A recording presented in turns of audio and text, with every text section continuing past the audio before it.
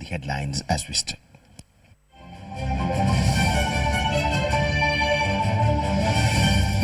President Museveni congratulates sugarcane growers.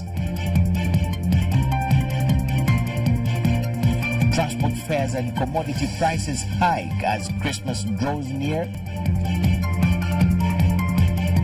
Toxic move, the result of Pakistan rage, McConnell says. While Uganda beats Eritrea 3-0 to claim the 15th Sekafa trophy. It's news tonight. Welcome once again. President Yoweri Kaguta Museveni has commended sugarcane growers from the eastern Uganda's Busoga sub-region and other farmers in the country for waking up, which has led to the increased production of sugar along with other various crops and products that are now in a surplus at the internal market level. The president yesterday was speaking to sugarcane farmers in Busoga at Bugembe Stadium in Jinja municipality to allay their fears of having no market for the excess sugar they have produced. So Busoga sub-region have reason to celebrate this Christmas with hopes of benefiting from Buikwe District Sugar Factory due to start production of refined sugar that will be used for making soft drinks, biscuits, confectionaries and syrup. President Yoweri Museveni revealed this during a meeting with sugarcane farmers from Busoga sub-region at Bugembe Stadium in Jinja municipality. Then my next worry was, but is it that the rich people are renting the land of the poor people, and the poor people are suffering? Now, what I'm beginning to find out, that because of the culture of sugarcane here in Busoga, which was brought by the Madvanis, some of the parents of these people were cutting sugarcane for Madvan. Then the children learned the culture of sugarcane. Actually, some of the parents were poor. I have now known that there were some rich people who had land but they were not using it. So these ones hired from the other one. So therefore, my worry is now calm, that I know that you are, but through renting, you are actually growing sugarcane on medium and large scale. Secondly, many of the renters were actually not poor people. They were people who had a lot of land. So therefore, I want to congratulate you, these children of the former sugarcane cutters. Now they are asking me to Madvanize them, so that you become processors, and I'm ready to do that.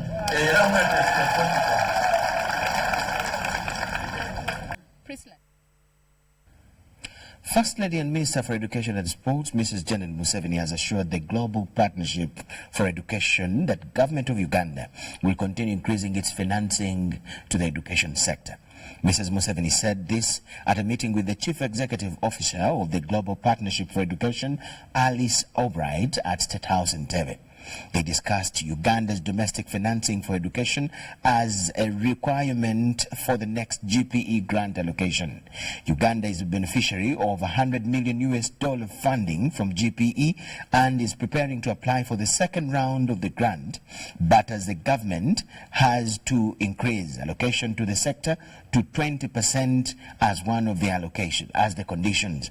Mrs. Museveni explained that the sector's budget has steadily increased 2.5 times from 1,794 trillion in the financial year 2014-15 to 3,081 trillion in the financial year 2019-20. Mrs. Museveni thanked GPE for its support that has enabled the building of infrastructure in schools, training of teachers, provision of teaching and reading resources in classroom, among others. GPE's executive director, Alice Albright congratulated Uganda for making big, terrific strides in the education sector, and especially the remarkable approach to integrating refugee children into the education system in Uganda. She explained that the GPE board is increasing focus on the question of domestic financing because they want to see consistent investment in the education sector.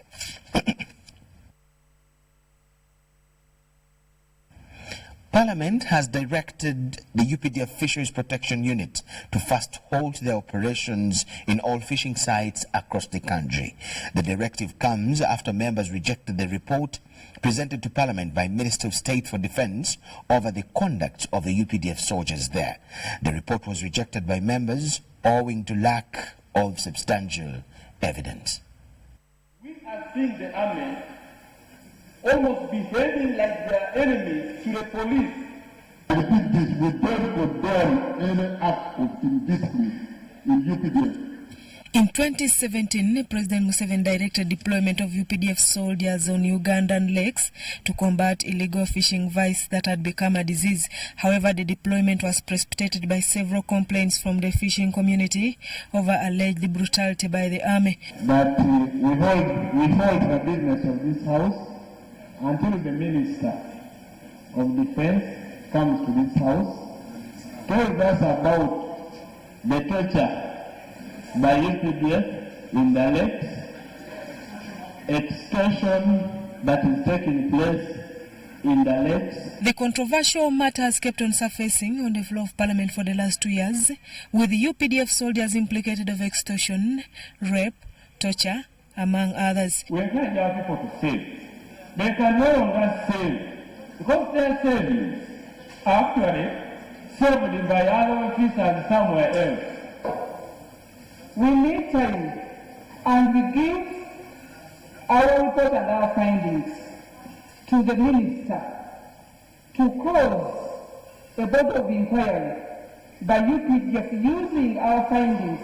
It should be noted that in the letter dated 19th November 2019, the President wrote to the relevant bodies directing them not to reprimand an officer. That the head of state in Uganda can write a letter saying, do not punish criminals who defile our daughters, who rape our sisters. The Speaker on this note resolved to invite the President to Parliament to interact with members over the matter. We have been talking for 2 years, for me since February 2018.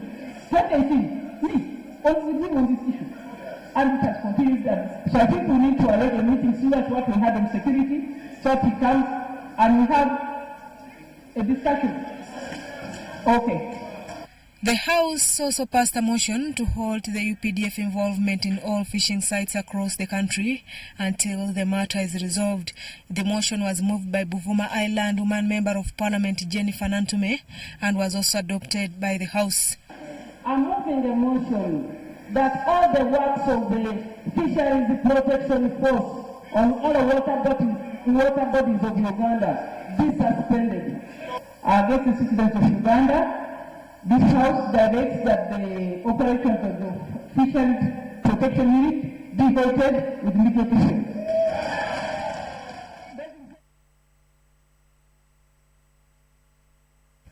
Still in Parliament, they have directed investigations into the mismanagement of the Exodus Sacco and also summoned police bosses to explain the misappropriation of 5 billion shillings. This followed a petition by a section of police officers seeking parliamentary intervention into the operations of the Sacco. The government illegally took money from savers, from the cooperatives. Earlier this month, a section of police officers petitioned the Parliament seeking an intervention into the alleged mismanagement of their Exodus Sacco funds. The petition followed cancellation of the Sacco annual general meeting. In a communication issued by Assistant Commissioner of Police, Emmanuel Muheire. However, Parliament learned that Uganda police officers who subscribe to the Exodus Sacco will not be able to access their savings as the Sacco has no money. The matter was raised by Bunyole West Member of Parliament, James Waluswaka. Other police have been saving their money. Now Christmas has reached The money is not there. It's rumored that the savings in the SACCO were withdrawn and spent on police activities. The government go and seek money from the SACCO without following normal procedures. Is it true that the Uganda government illegally took money from a SACCO of savers and used it for government work? In 2019-2020 budget, however, a total of 5 billion in supplementary budget was allocated to Uganda Police to clear the debt, which unfortunately wasn't the case. Of the Minister of Finance, that we should allocate money to the police to repay money that they have used from the SACCO. And we did that here in this house. What happened to the money we appropriated?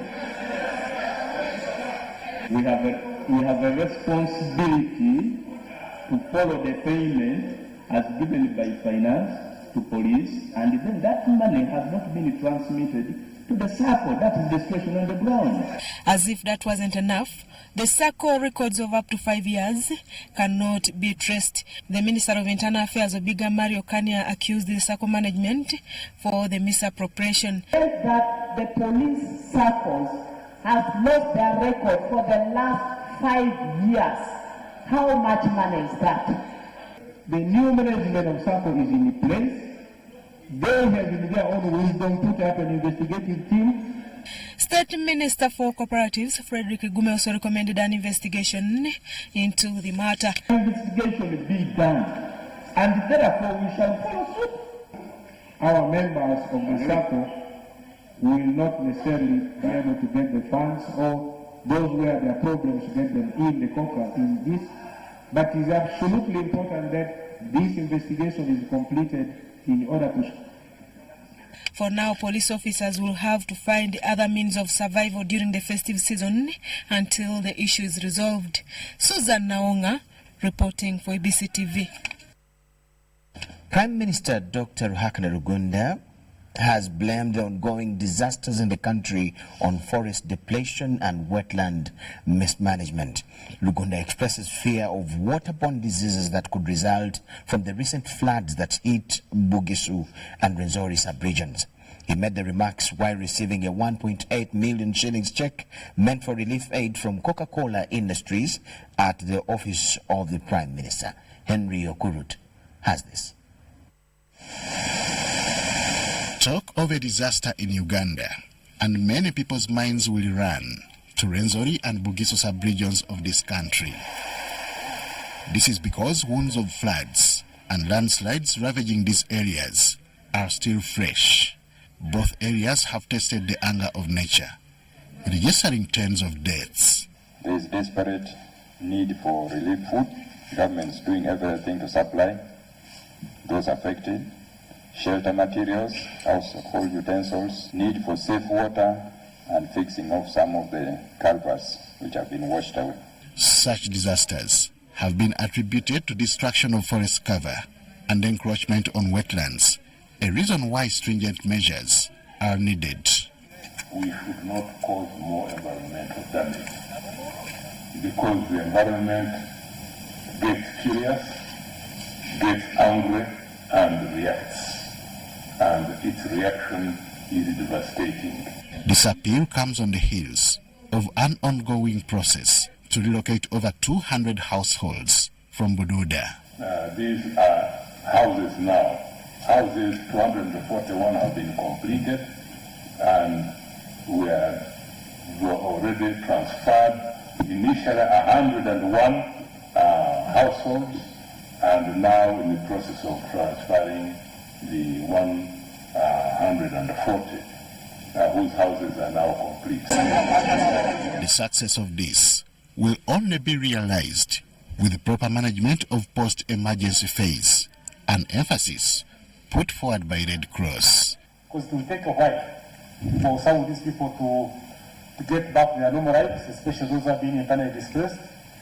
But beyond that also on how we do what we call risk reduction, to minimize the occurrence of these events in the future or maybe in the immediate future.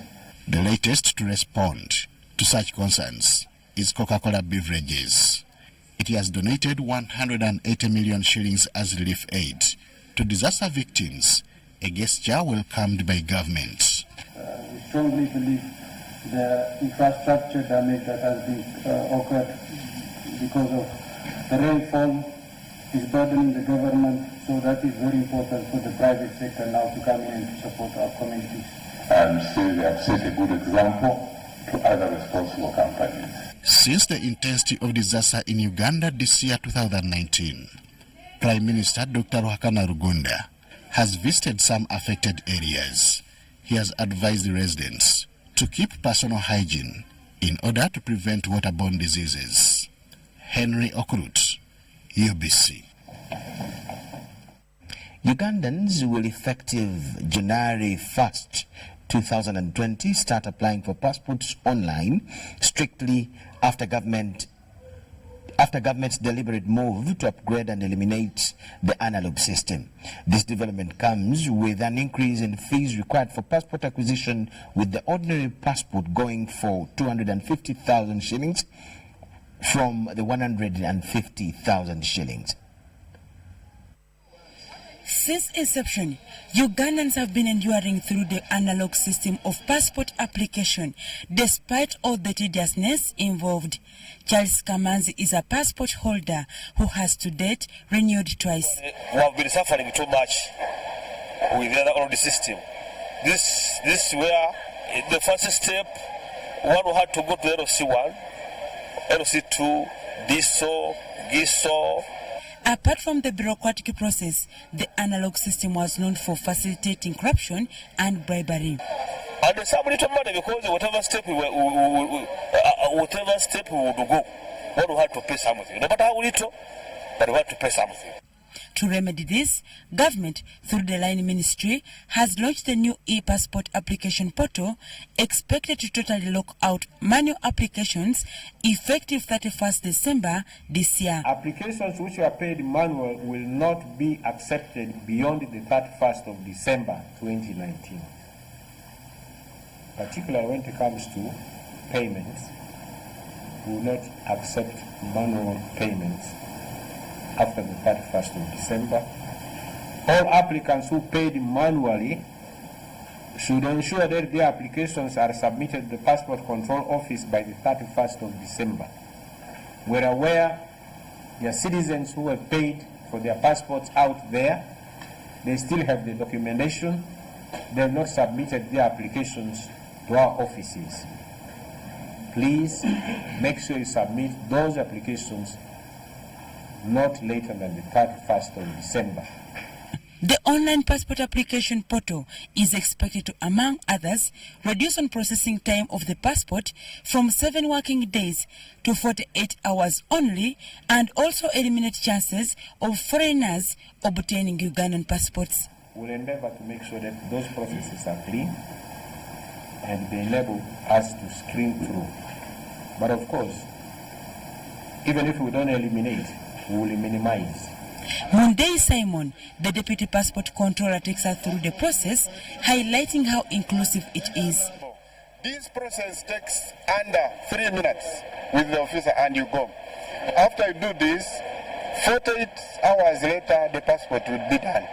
And a message will be sent to you that your passport is ready.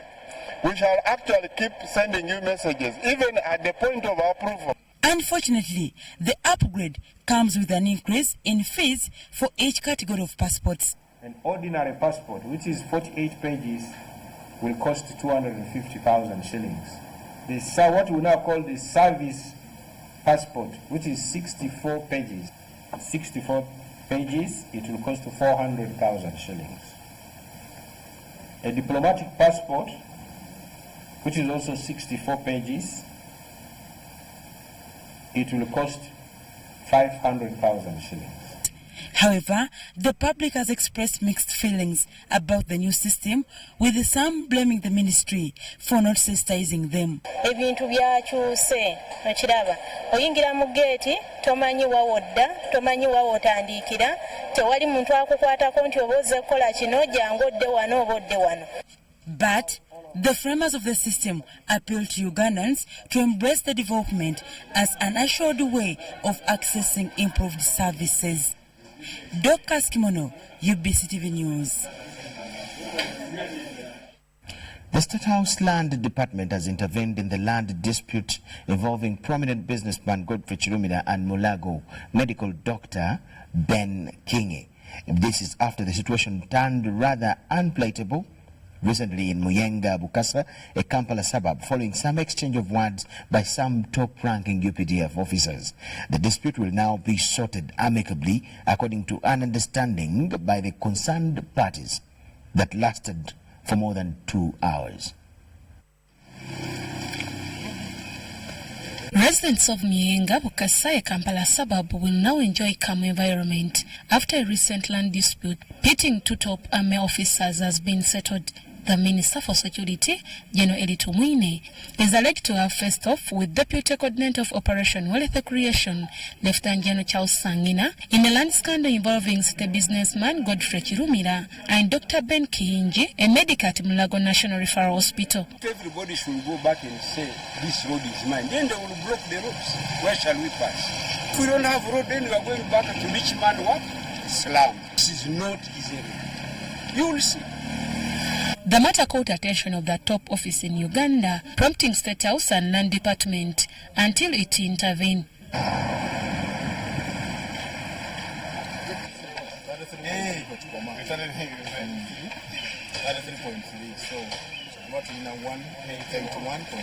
Hajatina Muyanja Mariam from State House led a team of surveyors to the site to solve the matter. We had 3 surveyors, that's one from Dr. Ben, and Mr. Chirumira also brought in a group of surveyors and the surveyors from State House, and they have sat as neighbors to agree on what to do next. In a closed-door meeting, the two parties were advised to solve the matter amicably, which they agreed. To negotiate with my neighbor and see what the best possible position is. Given certain points as to where they agree that the lines, the boundaries exist. I think we thank the intervention of State House. This has been a good step forward, and the results are different from what Mr. Chirumira expected. They're a little bit different from what Doctor expected. They will have an interaction. Nakutura, tutesenga ba neighbors. Golimu matefu n'ebivuddeyo. Hili kakati nyiza ntugana fena twalese ba surveyor. Abakulu abatwana baleta surveyor.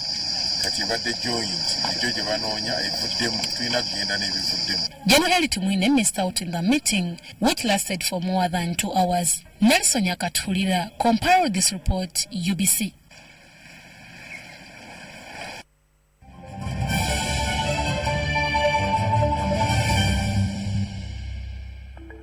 Due to public demand, the Electoral Commission wishes to announce the extension of voters register update exercise at all parishes countrywide from Tuesday 17th December up to Monday 23rd December to enable all Ugandans to update and correct their information on the voters register. The exercise shall be conducted even on weekends, including public holidays, from 8 a.m. to 6 p.m. Announced by the Chairman, Electoral Commission.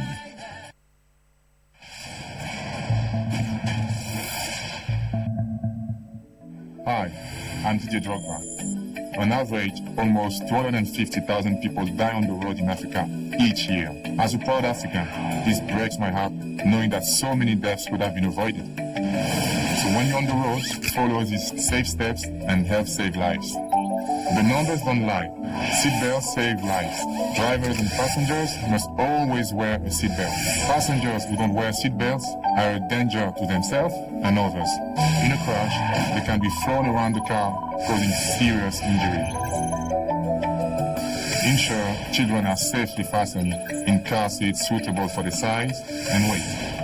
And keep small children out of the front seat. So when you're on the road, follow these safe steps and help save lives. We all have a role to play in road safety. Together, let's make Africa's road safer.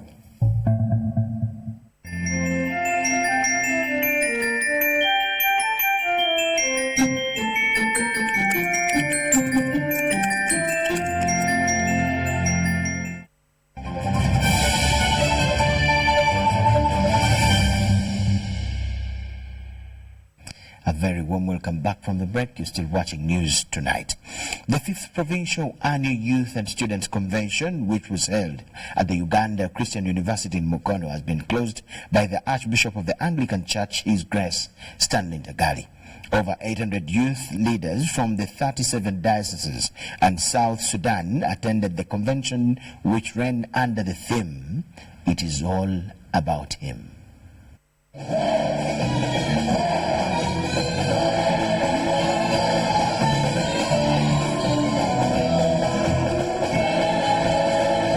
The youth participated in music competitions with original traditional compositions.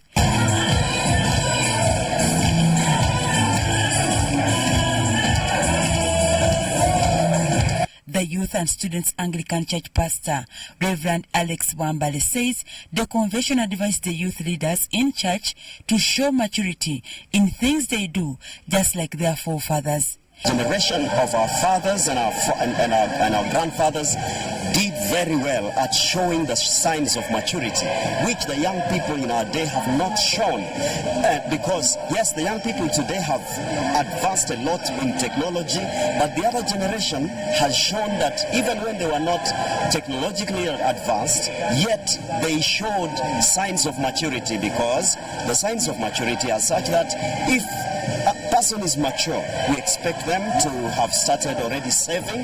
We expect them to have to be already working, doing something with themselves, but also that a man at an age of, say, 29, we can't expect you to be unmarried. By that time, you should have about 5 children in the past generation. And so this has been the challenge, and young men and young women have decided to take up responsibility for themselves and for the nation. While closing the convention, the Archbishop of the Anglican Church, His Grace Stanley Ntagali, urged the youth to know their Creator before other things. It's not about technology. It's not about your dressing. It's not about the education you have. It's all about Him. It's all about Him. So there are people who think they are very intelligent, they are doing things their own way, they have everything, they have the money, they can surf on the internet, they have everything they need, but they miss Jesus.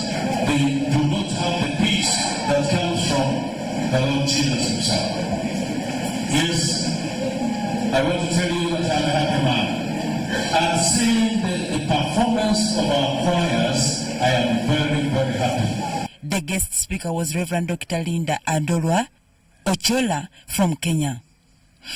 Also in attendance was the Bishop of South Ankole Diocese, Right Reverend Nathan Ahimbisiwe, UC Vice Chancellor, Reverend Canon John Senyonyi, and others.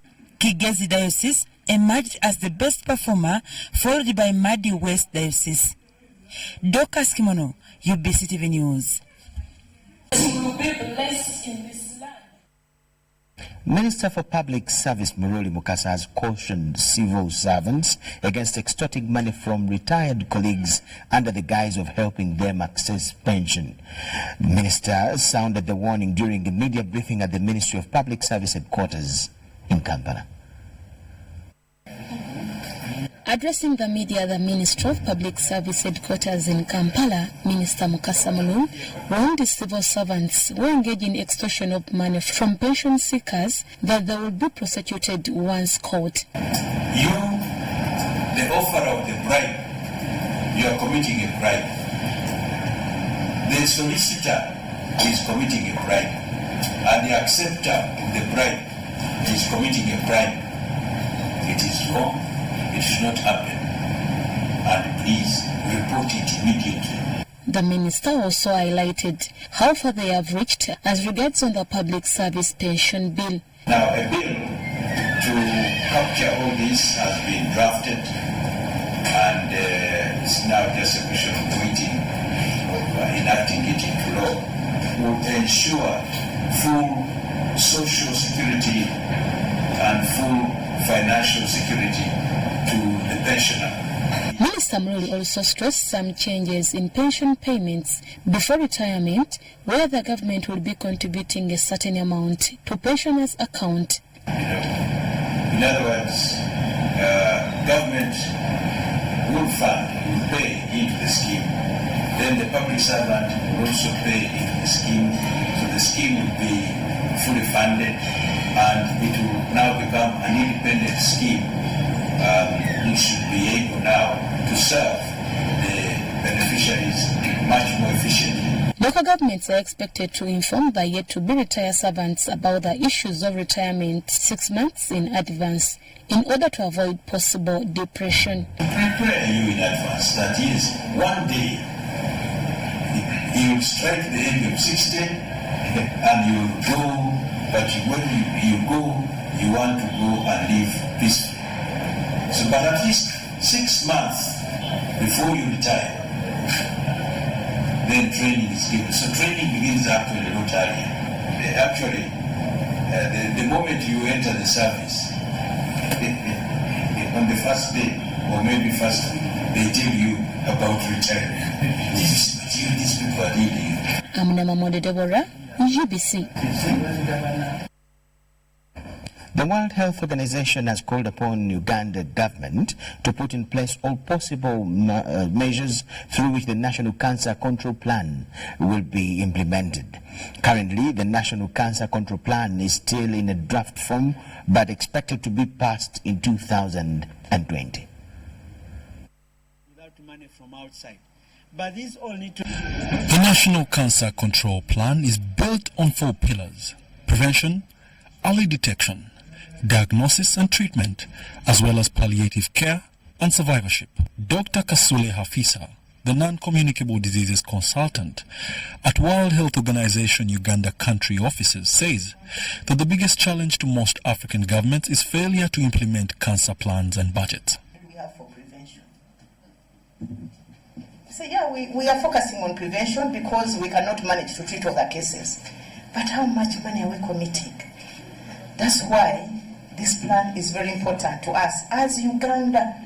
The head of Community Cancer Program, Uganda Cancer Institute, Dr. Noleb, says that with the cancer plan, they are targeting to reduce the cancer risk, promote early detection and diagnosis, and improve survivorship and palliative care services. To be very accurate.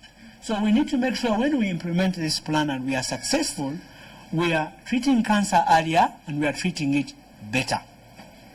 But also we want to make sure that our palliative care services have improved. People are not suffering from cancer and they have distressing symptoms. According to the Uganda Cancer Institute Executive Director, Dr. Jackson Orem, the passing of the National Cancer Control Plan will greatly reduce the cancer burden in the country. Agencies like WHO at times because they have expertise and they also have capacity to mobilize additional resources. And I think that is very, very key. Even when we think of implementing the plan at the end of the day, if we do not have the resources. Paul Egusu, the Executive Director, Uganda Cancer Society, promised to work closely with all stakeholders, including the government, in making sure that the challenges faced by cancer patients are addressed. A systematic contribution towards effective cancer control in Uganda, fostering on areas of collaborative advocacy, awareness creation, capacity building, research, and then patient support. Cancer control is everyone's responsibility, which should not be left only to government and the civil society. Story compiled by Maureen Yiga for UBC. Government is set to invest over 900 billion shillings in the improvement of infrastructure services at the Namambe Industrial Park. The Acting Executive Director, Uganda Investments Authority, Lawrence Biensi, confirms the development, saying that the contractor has also been already identified. A total of 22 industrial and business parks are being developed in different districts around the country to act as a central place where investors can construct industries, factories and warehouses. The aim of these industrial parks is to add value to the country's raw materials, reduce on the importation of some products, but also create jobs. We're expecting 200,000 jobs created in Namar. At the moment, I think we are around 12,000. Arising out of the 50 companies that are operational, but also arising out of the companies, the 106 companies that are under construction. So we are currently around 12,000 jobs in Namar alone. But we believe that once the infrastructure services are completed, we should be able to step that to about 200,000 jobs. One of these industrial parks is Namave, where government is set to inject over 900 billion shillings to provide infrastructure services like roads, water, electricity, and storage systems. Now, over a period of time, we've been using, of course, money from government of Uganda under the normal annual budgets, and we've been able to provide those services to that level, where most of those services are at 10-15%. Okay? But now, the government realized that this is not going to take us at the speed which we want. So they've been able to find funding, some loan, and from the UK export, which they are going to use, and they have already, a contract has been signed for the construction company called Lagan, who are going to construct the infrastructure services as I have outlined them in the park. In other words, the park will have the first-class infrastructure services that we have been aspiring for. Okay? We want to see that happening in the next 2 to 3 years. However, one of the major bottlenecks has been corruption, which delays investors from acquiring the necessary requirements to set base in the country. The way we have handled corruption, we believe that we should have all these government services on the line, so that no investor will have to interface with any human being. We minimize that human-to-human interaction. You are seated in Arua, you can apply for any service online. Somebody who is in India will do the same. Somebody who is in South Africa will do the same. To us, that's one way of minimizing. Okay, we may not 100% eliminate it, but at least it will be drastically reduced. According to Uganda Investment Authority, the task remains on ensuring that the cost of doing business is reduced to attract more investment, but also improve on the regulation regime. Adiana Kute, UBC. Ugandans have also been advised to invest money in a crypto. I beg your pardon. Government has advised all people who had invested money in a cryptocurrency company in the names of Dunamis Coins Resources Limited, whose accounts were frozen by government recently, to seek legal redress if they are to be compensated. This was in a meeting where over 200 former customers had visited Financial Intelligence Authority in Kampala today. Last week, former members of Dunamis Coins Resource Limited convened an urgent meeting to chart a way forward after government's decision to freeze the company's accounts over fraudulent transactions.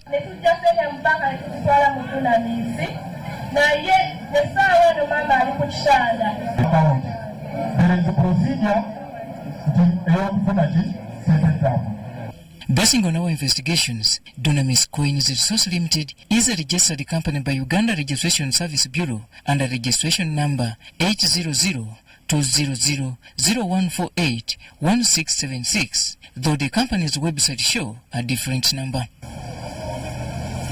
With only a period of 1 year into this business, the company is believed to have accumulated its earnings to $7.4 million with over 50,000 customers in Uganda. However, it all started 2 weeks ago when it was reported that the company's top executives had stolen over $2.7 million prompting government to take action against it. Some of the actions taken was arresting the company's top leaders and freezing its accounts, leaving customers guessing on how they will access their investments. I do not have the mandate, and if I cannot do that, if I do that, I'll be committing a crime myself, because I'll be exceeding my powers. The best we could do here was first of all to preserve the money, to say, okay, for us, we're going to keep this money. You tell us, court will give us direction on how to handle this money. If court says, after you have gone through the process, say, release this money, we release it. Since then, several engagements have been conducted on this matter, though customers say little has been achieved. ne batugamba account zijuddeko sente ne kati batugamba bukadde lukaaga omuntu omwe abanjayo obukadde 2.5 kati kitegeeza abantu babiri bagenda okusasula obukadde lukaaga obuli ku account. In a hotly contested meeting held at Rwenzori Towers in Kampala earlier Thursday, government pledged full support towards the recovery of this embezzled money, though legal redress was emphasized. However, many of the affected people objected this call. I've already told you that the best way of recovering this money in an orderly manner is to file a court case. If the case takes a long time and you are hearing these people crying that some went for the loan. Uganda has over 20 companies dealing in both blockchain and cryptocurrency businesses with over 2 million subscribers. However, on several occasions, government through the central bank has insisted they are operating illegally, thus urging subscribers to take caution. I'm Robert Onyango, UBC News, Kampala. Thank you so much, Robert Onyango. And with that story, we take a very short break. When we return, we'll have business, international, and sports news. Please keep around.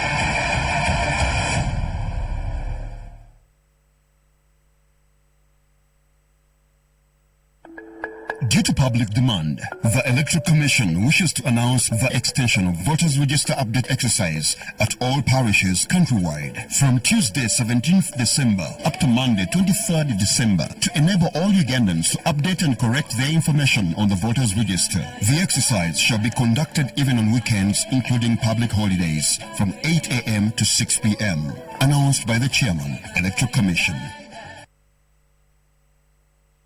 Hello, Uganda!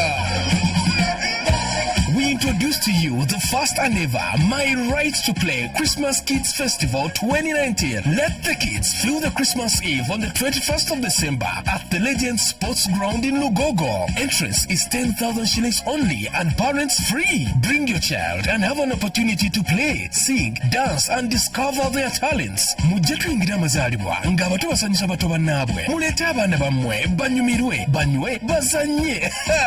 Kino kigenda kubeera kijjabi. Proudly sponsored by Legend Sports Ground, UBC TV, Star TV, U24 TV, Star FM, Magic 100 FM, UBC Butebo, Marketing, UMC Victoria Hospital, and Ideas Workshop. Bw'oba oyagala omwana okuyimba kuba ku ssimu eno.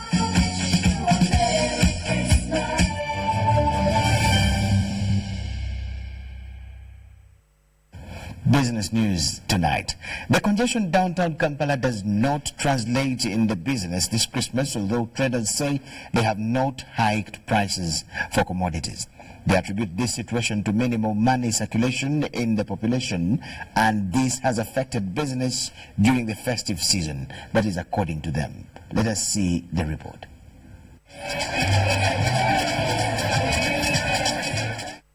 There is congestion in downtown Kampala.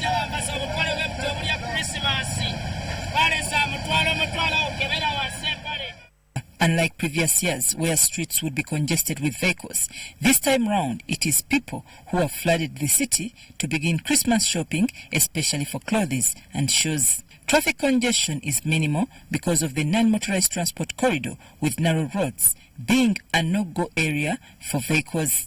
However, people in shops decry this situation, saying it has deprived them of customers even as the festive season picks momentum. Those selling phones say business is not good, although are optimistic that the situation will change before Christmas Day.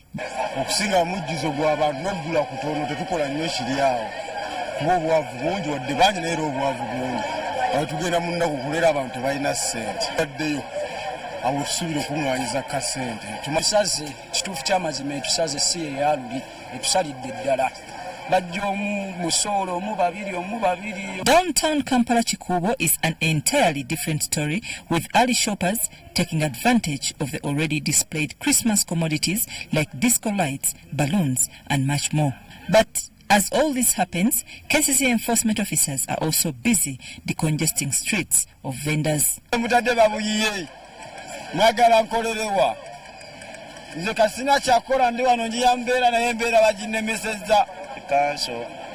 ebikutula byonna tuli mu looni wano olagija ali bulungi naye kati wano wafunye obwavu bungi. Although customers are many and checking out commodities, some of the vendors we interacted with around New Taxi Park say there are few customers even after prices have been lowered. But people poor. Buy a trouser for 10k. No one. They just said that, oh, please, reduce for me. I have 80k. Chikute sente sinza kugamba nti oba kino oba kiri naye nga nze ndabanga ekiganya abantu okugula mbeera si nnungi. Tubadde tuzitunda ku mukitundu naye twazisaze ebbeeyi tutunda mutwalo naye ate tebagula bajja baagala kulondera mu nnusu kanaana. And as we left the busy downtown area, there were mixed feelings from traders, with some being optimistic of good sales towards Christmas, whereas others had lost all hope, saying that the situation is getting worse each passing year. I'm Nafka Farida, reporting in Kampala. Relatedly, transport fares have also skyrocketed across the country as the festive season kicks in.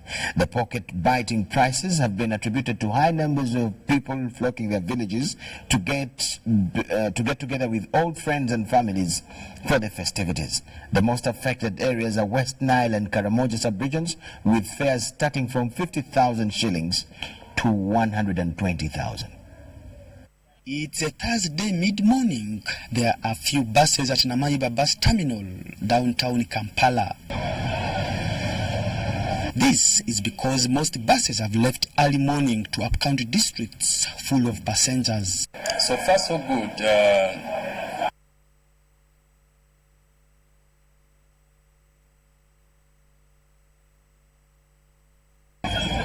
It's a Thursday mid-morning. There are few buses at Namaiba bus terminal, downtown Kampala.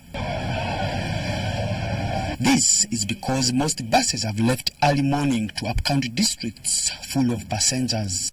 So far so good.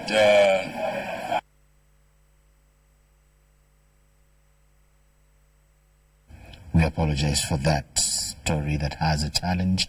It will be rectified and still we'll get the information to you. The National Social Security Fund, Citadel Place Apartments in Buya, a Kampala suburb, is now ready for occupancy. The high-end 3-bedroom apartments with a house help unit within will cost a whopping 650 million shillings to own. Real estate development in Kampala has grown steadily over the years. However, numerous challenges are encountered during construction, which eventually impacts on their cost. These 40 high-end units constructed by the National Social Security Fund in Buya overlooking Lake Victoria are costing an arm and a leg. So first of all, this is in Buya, so the land is expensive. Number two, this is an area which did not have any amenities, so we had to do the roads. We had to do the road to Chinawataka. We had to do the road to connect to the other side of Umbuya. Number three, we had to do the sewage. We had to connect to the main sewers. They are almost 2 kilometers from here. 650 million shillings is obviously off the mark of many hard-working Ugandans. But surprisingly, out of the 40 units that were up for grabs, 21 are already taken. So they're very, very popular. The diaspora are dying for them. People who want to invest a bit of their savings, the people who are retiring from NSSF, and people who have got a little bit of money and like to come and live in a nice environment. Very good. One of the good things about this area is the garden. The garden has been done in a very, very nice way, and it is very attractive. You've got a view of the lake. for most of the apartments. While unveiling the Citadel Place apartments, Gabriela Jedra, the State Minister for Finance, concurred with the public and private investors on the need for government to invest more resources on infrastructure to enhance the sector growth. About 30 to 40% of the cost of this project has gone into infrastructure, and that is the roads, the sewage, the power, water, and all those things. Those are huge investments. Like in other countries, and most countries, normally the government will do the infrastructure and then invite private developers to come and develop, and that reduces actually the cost of the project. So you can imagine from the 650, if you can save about 30%, that brings down 30 to 40%, that brings down the cost down to probably about 500 million. As the urban population skyrockets, the demand for decent housing is also rising. The public and private sector are therefore making a kill on this lucrative business opportunity. Dennis Igoa for UBC Business. And in the quest to look for new investments in the country, CDC, a development finance institution owned by the UK government, has sold its remaining 9.97% shares in DFCU Bank to IFU, the Danish Development Institute, after a 6-decade partnership. CDC has been reducing its stake in DFCU over the last 6 years from 60% to 15% in 2013. And then to just less than 10% in 2017. First, they have deep pockets. And that's a statement of fact. So when they support a bank like DFCU, when you have a shareholder of that magnitude, it shows stability of that institution. And I didn't know that these institutions take a long time to make decisions also. So, since 2013, it's just like our oil. The institution made its first investment in DFCU in the year 1964 as a founding partner to the bank, and has played an integral role in its long-term growth over the last 6 decades through a number of equity and debt funding initiatives. We would not have sold our stake in DFCU unless we found an investor that shares our values and will be equally dedicated as a long-term supporter of the bank and its management team. In IFU, I think we found the perfect buyer of our stake. Who knows, IFU might hold its stake for even longer than we have. The institution is actively looking for new investment opportunities in the country to build upon its $120 million portfolio of 35 businesses. Those businesses, such as Bujagali Hydropower Dam, are contributing 3,000 direct jobs and paying $7.4 million in taxes to the government of Uganda. I have had a number of discussions with my colleagues in IFU in Copenhagen around this event today, and I can confirm that it is people who are really looking forward to this partnership. There is a lot of expectation, there is a lot of appreciation and aspirations at home, and of course they would have liked to have been here, but then they shipped me here, and I hope that is also okay. IFU, the Danish Investment Fund for Developing Countries, is offering risk capital and advisory services to companies in Africa, Asia, Latin America, and parts of Europe. For UBC News, Wadulo Makanold. We're counting down.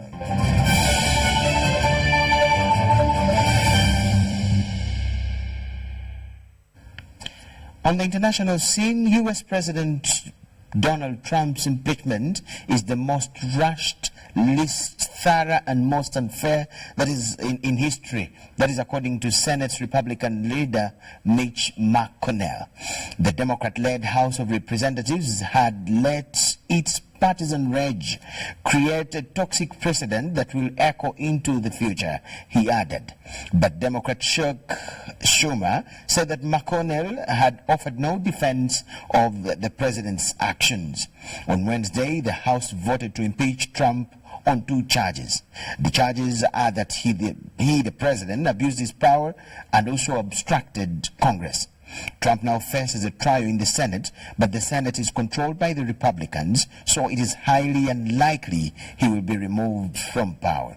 Nearly all Democrats in the House of Representatives voted for the charges and every Republican against. On Wednesday, Trump said the votes in the House had been motivated by envy and hatred plus rage.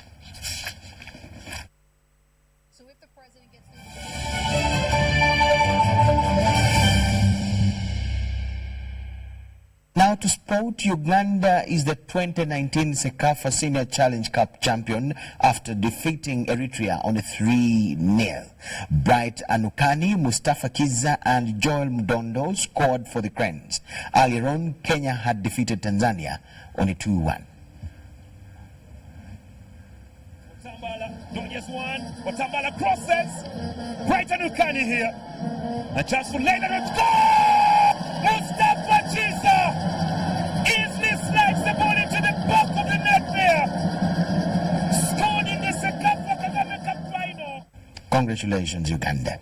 Tanzania has been voted to host the 2020 Interparliamentary Games after a successful edition in Kampala. Uganda and Kenya dominated the 10-day games, as we see in this report.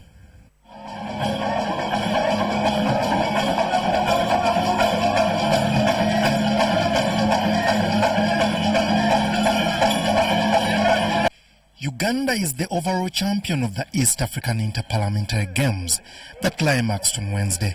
The hosts were victorious in football, netball, basketball and golf.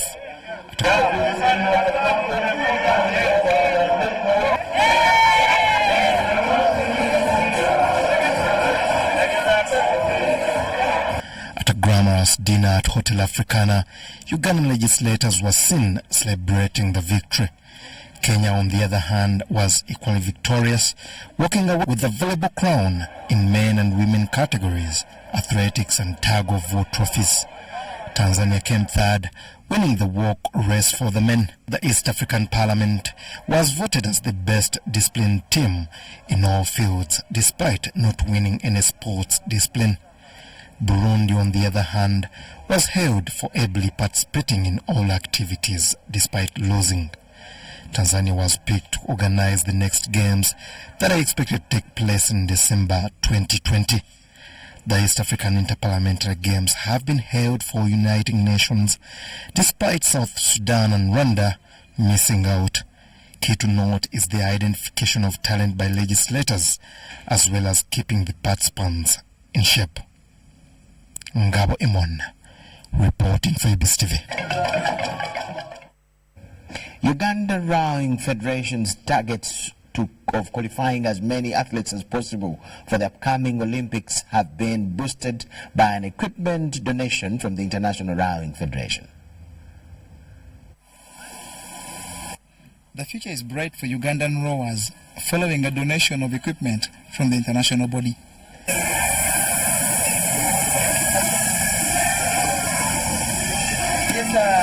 The assortment, which is the first in about 10 years, includes oars and egometers, with boats, according to the Federation's President Hamza Kawa, expected to follow suit as Uganda targets qualification to major engagements like the Olympics. All the success went on, and because of that visibility and then so many activities that we've been moving on, the International Rowing Federation saw it's really very necessary so that the Federation gets some equipment. And this equipment is generally to support the growth of rowing in the country.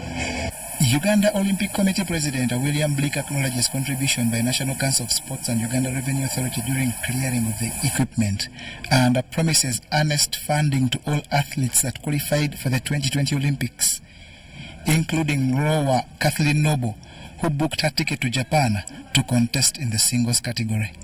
I hope that the clubs can use this to grow the sport, and I'd like to see competitions where we are using these machines. Here at UOC, for example, I know you held something last year where we can come here and all the clubs come with athletes and they use these machines to run a competition. Because it's not just the water we're talking about. They use this when it's not suitable. So I'm very happy to see that the FISA has donated this equipment, and I hope it will be used well, maintained, and to grow the sport. This equipment received by Uganda Rowing Federation will enable clubs like Nalubari and Maroons arm their rowers with enough to approach upcoming Olympic qualifiers with zeal and expertise to conquer. Notable among those expected to benefit include Douglas Kisarire, Alfred Okero, and Gerard Semambo. John Barnes, Sentamu, reporting. Thank you so much, John Barnes. Sentamu, your story brings us to the end of news tonight. Let's go to the weather forecast and get to know what tomorrow will be like. Hello, good evening. Welcome once again to the weather report. I'm Alitubera Juliet from Uganda National Meteorological Authority. There is a reduction in weather activities in different parts of the country, and it is evident from the rainfall report we are receiving, lower amounts compared to what we've been receiving. Namlonga reported 1.8 millimeters, Gulu 1.1, Kitgum 1 millimeter, then Lira and Bushenyi reported 0.1 millimeters.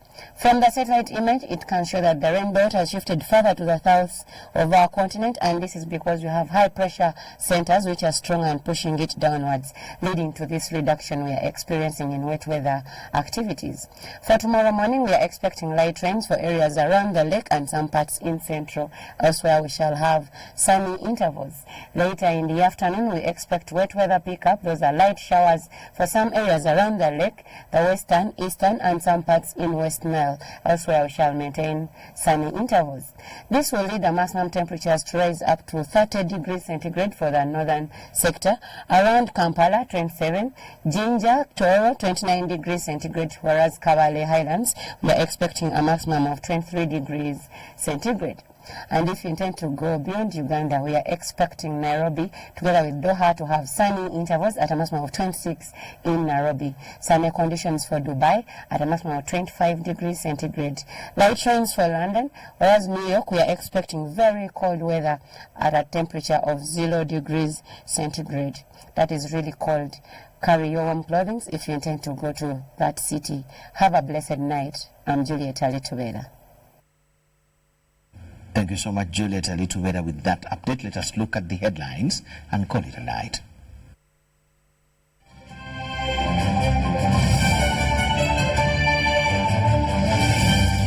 President Yoweri Kaguta Museveni has congratulated sugarcane growers.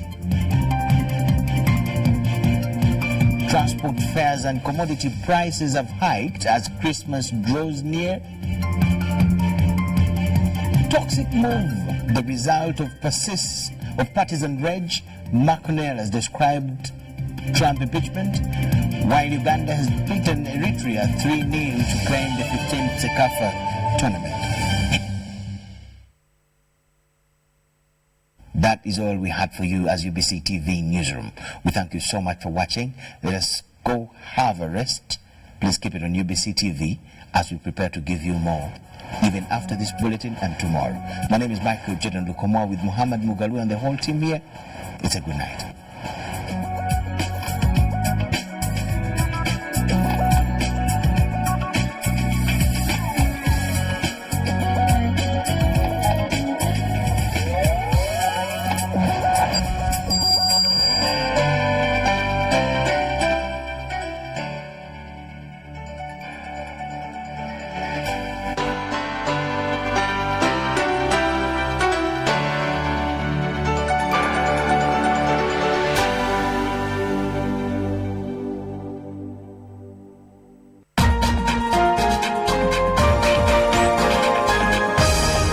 Up next on UBC, brought to you by Airtel, the smartphone network.